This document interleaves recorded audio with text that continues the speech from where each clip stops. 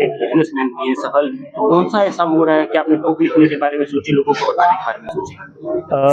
Sir, जो Indian pharmaceutical industry है वो 2,50,000 करोड़ की मार्केट है एंड ये डबल डिजिट में ग्रो कर रही है हर साल।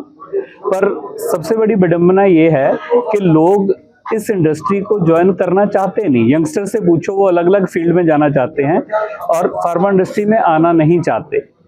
अगर कुछ ऐसा एक हम एफर्ट करें जिससे हम लर्नड लोगों को और लर्निंग देके इस फील्ड के साथ जोड़ सकें, क्योंकि उन्होंने जो इस इंडस्ट्री को यहाँ तक पहुँचाया है वो आधे मन से सेकंड ऑप्शन रख के समझाया है, पहुँचाया है।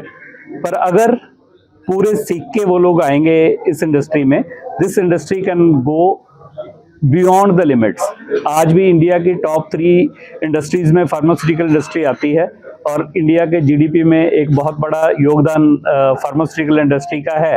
तो आने वाले टाइम में मैं चाहता हूं कि it should come on number 1 in Indian GDP.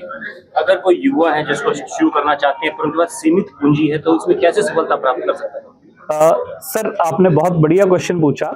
ये जो बिजनेस मॉडल है इसमें बहुत ज्यादा पूंजी की जरूरत नहीं है। ये बनाया ही इसलिए गया है जो ताकि लोग कम से कम रिसोर्सेज के साथ भी अपना बिजनेस बिल्ड कर सकें और अपनी लाइफ में आगे बढ़ सकें। तो ये जो मॉडल है इसमें कम पूंजी से भी लोग अपना बिजनेस शुरू करके लाइफ में आगे बढ़ सकते हैं। 25 साल का आपको अनुभव है, ऐसी कौन सी गलती है जो एक इंटरप्रेन्योर बिजनेसमैन को इस बिजनेस में महंगी पड़ सकती है आने वाले समय में या पीछे बीते हुए समय? Sir, quality of the products. क्योंकि हम बिजनेस में तो हैं पर साथ साथ एक मॉरल रिस्पॉन्सिबिलिटी भी है कि लोगों की health is at the stake. अगर कोई भी दूसरा बिजनेस होगा, कपड़े का बिजनेस है, जूते का बिजनेस है, any other business for that matter, उसमें life is not at stake, but pharmaceutical business में लाइफ इज एट स्टेक। तो इस बिजनेस में सबसे बड़ी जो गलती कोई भी इंसान कर सकता है, that is compromising with the quality of product, which should never be done. Doctor और केमिस्ट के साथ कितना रिलेशनशिप बिल्ड करना जरूरी है इस बिजनेस के लिए? क्योंकि प्रोडक्ट्स तो बहुत होते हैं लेकिन उनको आगे जाने के लिए रिलेशनशिप भी चाहिए, उसको कैसे बेहतर किया जा सकता है? सर, इस बिजनेस में दूसरे बिजनेस से डिफरेंस ही ये है कि यहाँ पे जो आपका बायर है वो आपका कस्टमर नहीं है।